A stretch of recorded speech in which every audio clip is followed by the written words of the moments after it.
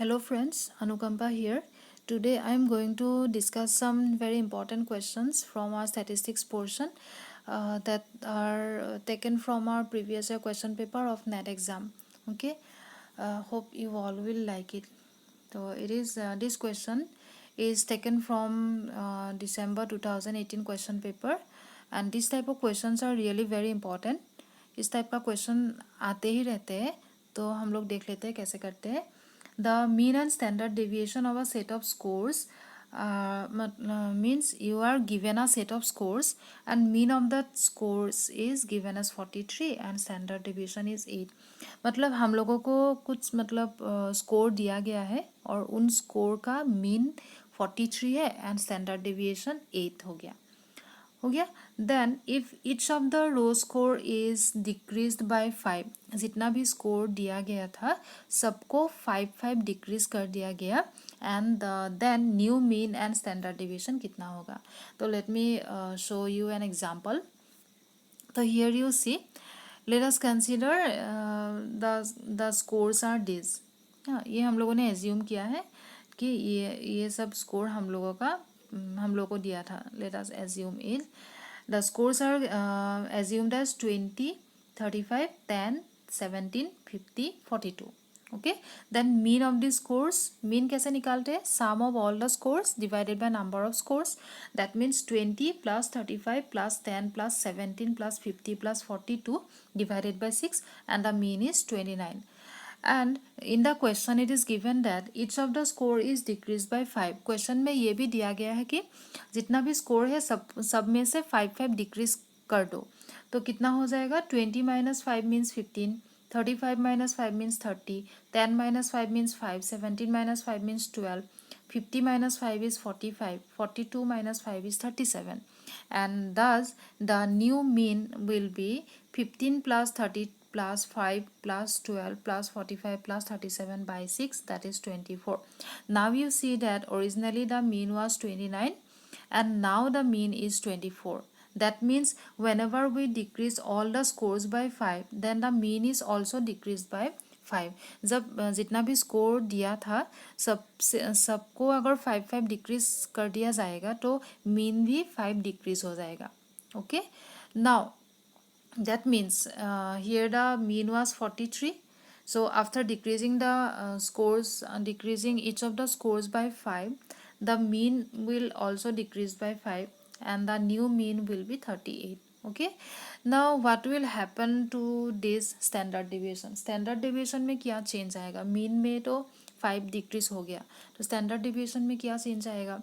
तो you see, here the mean is 29.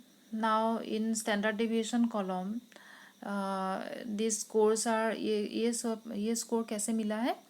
तो mean से स्कोर का डिफरेंस ले लो. मीन एंड स्कोर का डिफरेंस ले लीजिए. तो कितना होगा? Difference between 29 and 20 is 9. Difference between 29 and 35 is 6. difference between 29 and 10 is 19. Between these two is 12. Between these two is 21. Between these two is 13. These are the difference between mean and the scores. Okay, and in the second case में क्या है? mean is 24. Here also for the standard deviation column you need to take the difference between mean and the given score.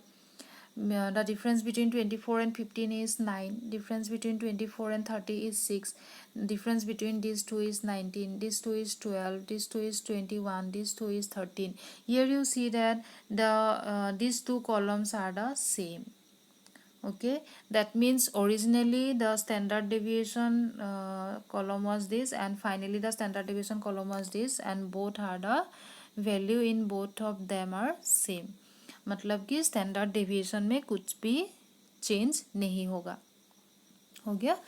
That means whenever we are decreasing the each of the scores by 5, then the mean of the scores will also be decrease by 5, but the standard deviation will remain the same. standard deviation में कुछ भी change नहीं होगा, सिर्फ mean में ही change होगा.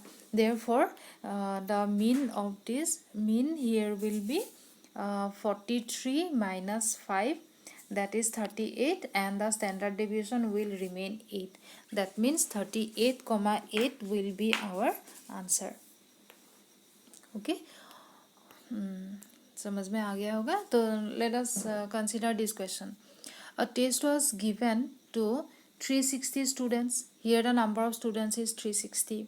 Okay, normal distribution of scores was obtained. मतलब कि normal distribution curve consider किया है. And the mean of the scores was 45. Standard deviation is 9. Mean is 45 and standard deviation is 9. Okay, now find the percentage of students who scored outside the limit of the scores 36 and 36 to 54. That means 36 से 54 के बीच जितने भी लोगों को, जितने भी percentage of students है, suppose 36 से 54 के बीच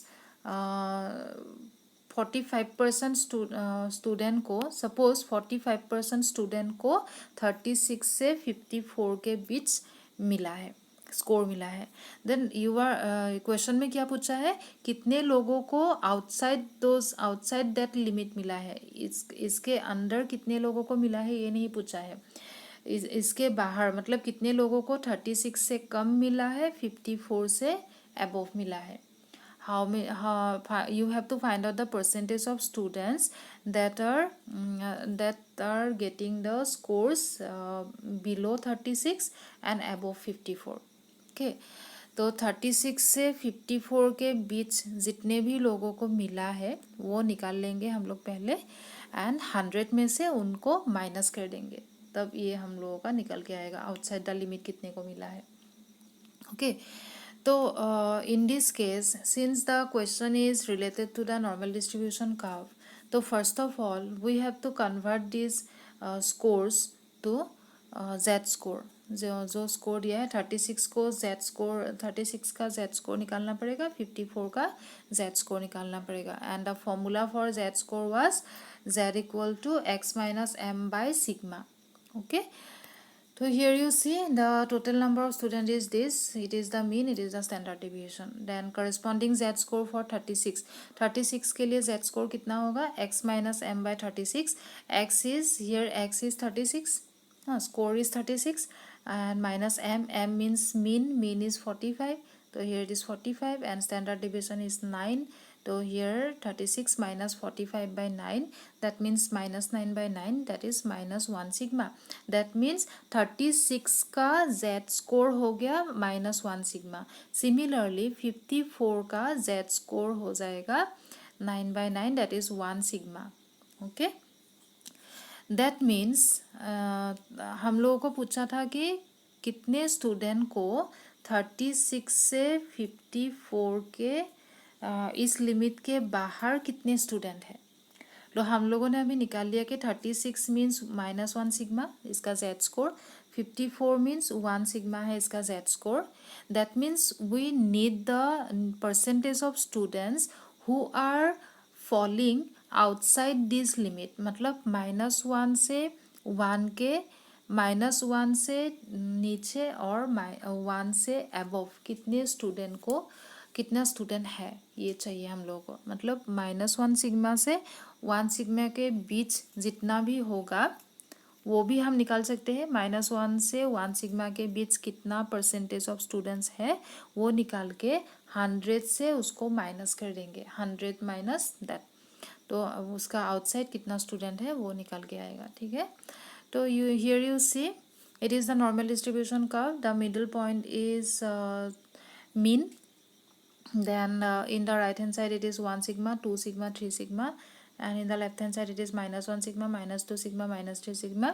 And we have a normal distribution table, and from that table this value is taken from that table. हम लोग को ये याद रखना पड़ेगा. That means mean and 1 sigma के बीच 34.13% of cases रहता है. And percentage of cases lying between mean and -1 sigma is also 34.13%. That means percentage of cases lying between -1 sigma two 1 sigma, -1 sigma से 1 सिग्मा के बीच कितना परसेंटेज रहता है? ये इतना परसेंटेज रहता है। That means 34.13 plus 34.13%। That means -1 से 1 सिग्मा के बीच 68.26% रहता है। Okay, -1 say that means percentage of scores lying between percentage of cases lying between -1 sigma and +1 sigma is 34.13 plus 34.13, that is 68.26। Okay, अभी क्वेश्चन में क्या पूछा है? -1 से 1 के बीच कितना है ये नहीं पूछा है। -1 से 1 इस लिमिट के बाहर कितने लोगों को मिला है, मतलब इन लिमिट को बाहर मतलब क्या, मतलब ये पोर्शन हम लोग को नहीं चाहिए। इसका बाहर मतलब -1 से नीचे जाओ और 1 से अबव जाओ। तो कितने लोगों को मिला है? तो क्या करेंगे? तो टोटल जो होता है, टोटल नॉर्मल कर्व को हम लोग 100% मान लेते हैं। ठीक है, we are considering this total as 100। Okay, then percentage of cases lying between -1 to 1, -1 से 1 के बीच कितना परसेंटेज ऑफ है, कितना परसेंटेज है? 68.26। तो हम लोग क्या करेंगे? 100 में से 68.26 को माइनस कर देंगे, तो रिजल्ट आ जाएगा 31.72, 31.72 which is approximately equal to 32%।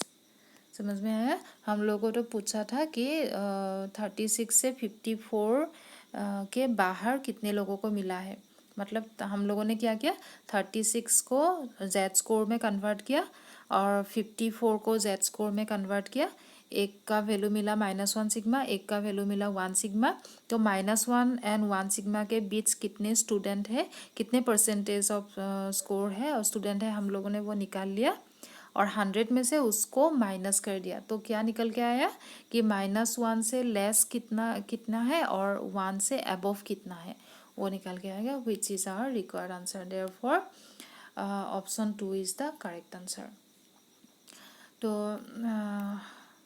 Hope you all like it. और भी क्वेश्चन है हम लोग, अगर आप लोगों को ये अच्छा लगा है तो मैं और भी स्टैटिस्टिक्स का क्वेश्चन 1-2 करके लेके आऊँगी। ठीक है, and if you like it then please do share it with your friends and subscribe to my channel, also press the bell icon। Okay, thank you।